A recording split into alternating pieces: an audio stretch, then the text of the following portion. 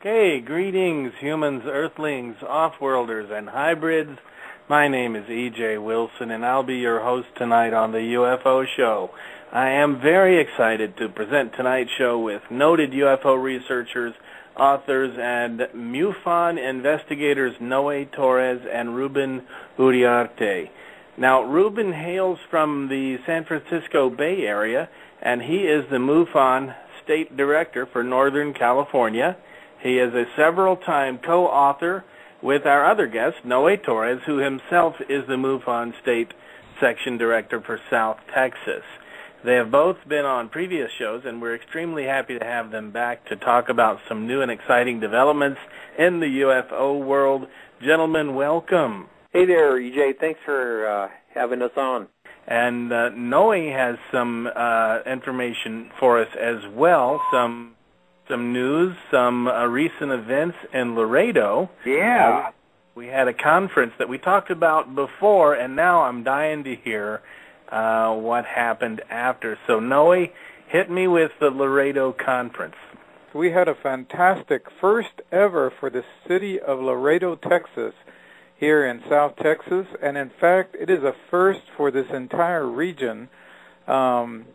I am the State Section Director for the Mutual UFO Network in the South Texas area, and this is quite a big, sizable chunk of territory, which ranges from Laredo all the way across to Corpus Christi, and then down all the way to the very tip of Texas, to Brownsville, Texas, the South Padre Island area. So this whole South Texas area, we had not had a major UFO event like we just had a couple weeks ago in Laredo on November 5th. We had a tremendous turnout. We had fantastic, positive vibes of every kind imaginable. We had one of the world's best UFO speakers, Travis Walton, whose abduction story became the basis for a very good Hollywood movie a few years back called Fire in the Sky. He spoke to those attending the conference and gave us an update on his story and just remarkable information he had to share. I had the privilege of not only attending but also speaking. I gave 3 lectures at the Laredo UFO conference, and I want to tell you that everybody that attended, those of us who spoke, Travis Walton, everybody was just glowing in terms of praise for the organizers of this conference. And I have to give a big thank you to the executive director for the Webb County Heritage Foundation, Margarita Araiza, who put this thing together along with her assistant, Cristina Salcedo, and also the head of the Laredo Paranormal Research Society, Ismael Cuellar. All 3 of these individuals in Laredo just did a tremendous job. Everybody that I talked to that had attended other UFO events said that it just could not have been smoother. It was so well organized, so well executed. The facilities were top-notch there at Texas A&M International University in Laredo. We just had this beautiful, we used the Fine Arts Recital Hall. It had 3 huge screens for our multimedia presentations. It had beautiful acoustics. We had a full staff supporting the audiovisual and the computer usage during the conference. I tell you what, Ruben, you and I have been to some conferences and some events that were probably less than 1% as well organized and carried out as this conference was, and that's just the nature of events like this. You know that sometimes things don't quite get as well organized as they should be, but in this case, it was one of the most fantastic experiences of all our lives. And Travis Walton sent me an email saying how much he enjoyed being there as well. Awesome. So we're all very excited. Travis, yes, excellent speaker, and of course, Noe and I met him at the Roswell Festival in 2010, wasn't it? Just a super individual, very accommodating, very nice man. So I have only praise for Travis, and after reading his book that he wrote after the movie, boy, I can't tell you how impressed I am with what a good writer he is and how intelligent he comes across on the page. Well, I'll tell you what, we had the honor and the privilege, EJ and Ruben, to take Travis out for some good old Texas barbecue after the workshop. After his presentation, we had a book signing afterward, and then we rounded him up into our car, and we drove him on over to a barbecue place there in Laredo that we had eaten at before, and we got him some good Texas barbecue brisket. Which That's fantastic. Oh yeah, which he proceeded to totally consume before our eyes. But he also was a great person to it was a great time for us to pick his brain. And my buddy Steve Androsco and myself, Steve went up to the conference with me and helped me put everything together, our exhibits and our lectures. So Steve and I had a great time just kind of shooting the breeze with Travis, picking his brain a little bit. We found out, he's done several revisions of his book, Fire in the Sky, and he's just recently revised it again. Over the course of the past few years since the incident happened back in the mid-1970s, ever since the incident happened, he's kind of had a lot of time, obviously, to think through it and try to arrive at new levels of significance in terms of what it meant and what it was all about.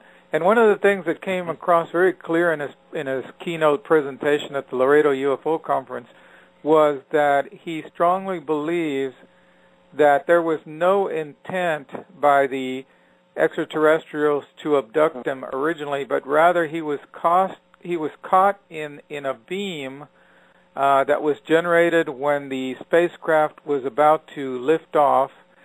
He happened to be caught in some kind of beam that was expelled from the ship. It was purely accidental, he feels now, and he was quite possibly killed as a result of being exposed to this powerful explosion, propulsion beam. So then he feels that the ETs coming back and picking him up and taking him in were actually, in all likelihood, they saved his life, and they were performing a very important function there because when he was returned to the Earth 5 days later, he was in perfect health, as if nothing had happened to him. When everybody, his 6 companions that were with him and saw him taken, hit by this beam of energy, all of them could have sworn that he had been killed or extremely seriously injured. And by the way, I need to mention, EJ and Ruben, Travis Walton will be appearing in San Antonio under a program for the Texas MUFON on March 3rd, 2012. March 3rd, 2012. He's going to give an expanded presentation on Fire in the Sky. Wow. And people can get more information and can sign up to attend that session at TexasMUFON.com. That's TexasMUFON.com. Tickets are on sale now for the Travis Walton Fire in the Sky presentation in San Antonio on March 3rd, 2012. And I highly recommend it, having just heard him speak in Laredo a couple of weeks ago. It is a presentation that just cannot be missed. Well, when you meet the man, you realize his story is rock solid. I mean, when you meet somebody like this and you actually talk with him, exchange ideas, this is not something he made up.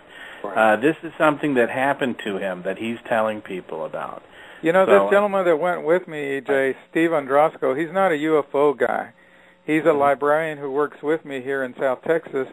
And he really, when he and I started working together a few years back, he really knew almost nothing about UFO literature, and but he has accompanied me to a couple of events. He went up there with me to the Roswell UFO Festival a couple of summers ago, and he has become very much of a believer. But after he heard Travis Walton speak in Laredo a couple of weeks ago, he told me afterward, he said, I have never heard a more impressive eyewitness testimony about a UFO encounter. I mean, he told me this man is legitimate, he's intelligent, he has thought through all the angles of his abduction, and so my friend Steve, who was a total non-UFO believer, is totally convinced that Travis is telling the absolute truth. So, you know, he's and not only is he a very intelligent and tells such a very interesting story,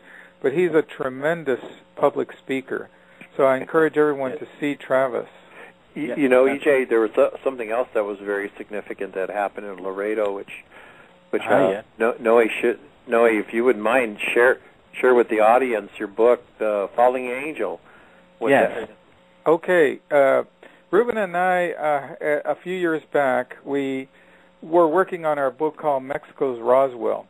And at that time, we had very little information about that case. That was a 1974 mid-air collision between a UFO and a small plane southeast of El Paso, Texas, in what's known as the Big Bend country of Texas, or northern Chihuahua in Mexico.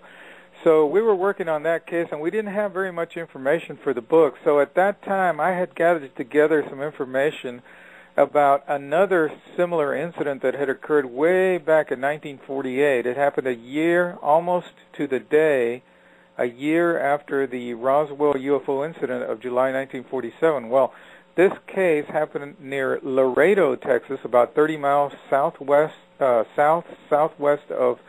downtown Laredo, Texas, here in the southern part of Texas. So it happened on July 7th, 1948. So almost exactly 1 year after the Roswell incident, there was a chase across West Texas. At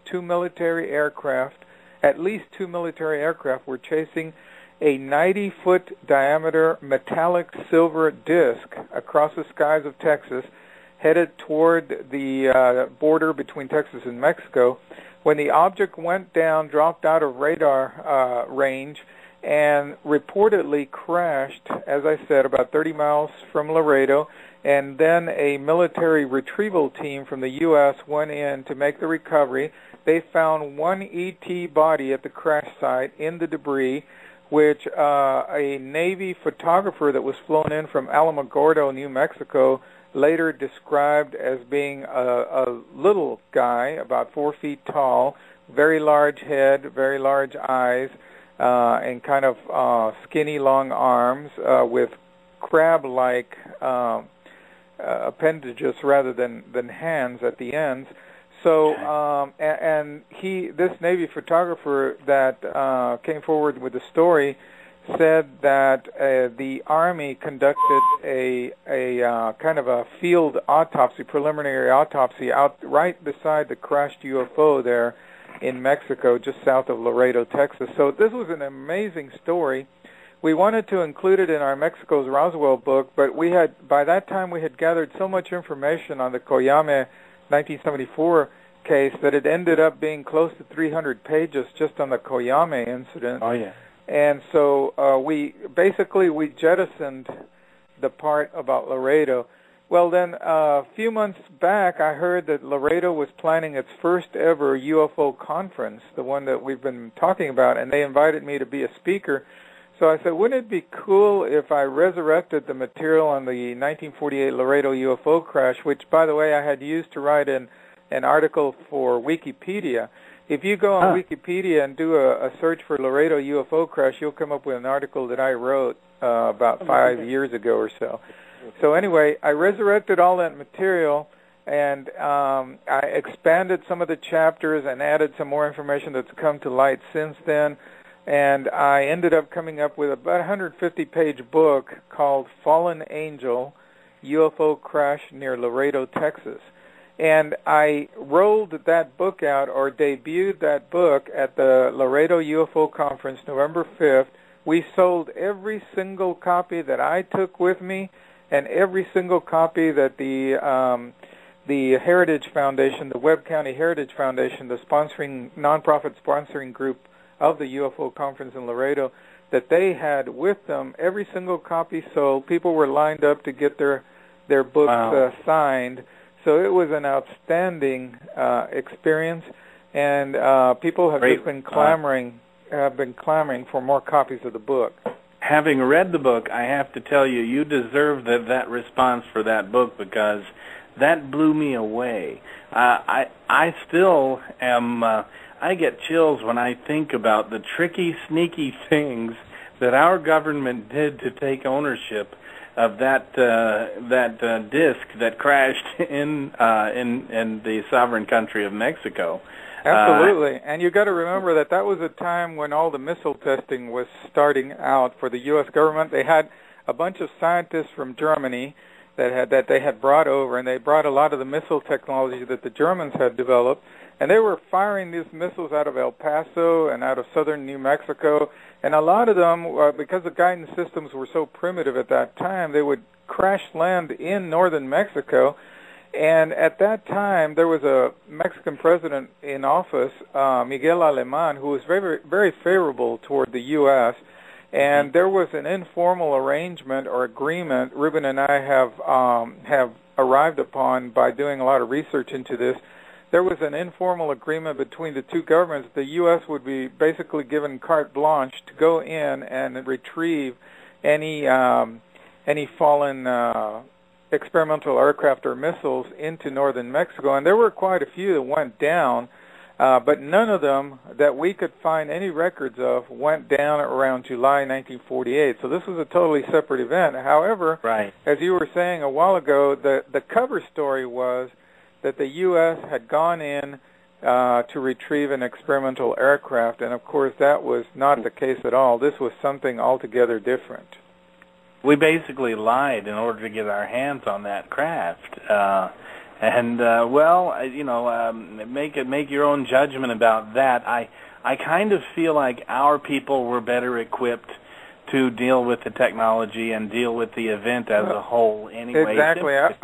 When you said that, and that's a very excellent point. Ruben and I were recently talking to Clifford Stone, who told us that the Mexicans would not have done anything except suffer pain and hardship if they had dealt with this crashed UFO, because they were not equipped, did not have the know-how or the technology. We had already been through Roswell, and God knows how many other UFO encounters that the government's not admitting to. So we already had a game plan. Roswell taught us a lot. And this was 1 year after Roswell, so definitely there was already a plan and a formulation for taking action. And if I recall, wasn't there a crash? Wasn't this the Coyame case, in your book, Mexico's Roswell, where some Mexican troops had gotten too close and had been killed from exposure to the craft? Am I thinking of the correct? That's exactly right. 1974. That's a lot closer to our time. But there was this mid-air collision between a plane and a UFO. Both aircraft went down to the Chihuahuan Desert below, and the first recovery team to arrive at the scene, we don't know if it was a lack of coordination or if politically at that time Mexico and the U.S. were not cooperating fully on these sorts of incidents. But the first team to arrive at the scene was a team of Mexican Army personnel, and all of them were exposed to something in the UFO wreckage which they were not prepared for. They did not have the proper hazmat equipment, suits and masks and so forth that the U.S. personnel had when they arrived afterward. And so all of the Mexican Army personnel died as a result, we think, of being exposed to some kind of extraterrestrial gas or some vapor or perhaps a virus of some kind. And that was terribly tragic. But the U.S. then swooped in, made the recovery of the crashed UFO, and took some steps to kind of try to eliminate any further contamination of the site.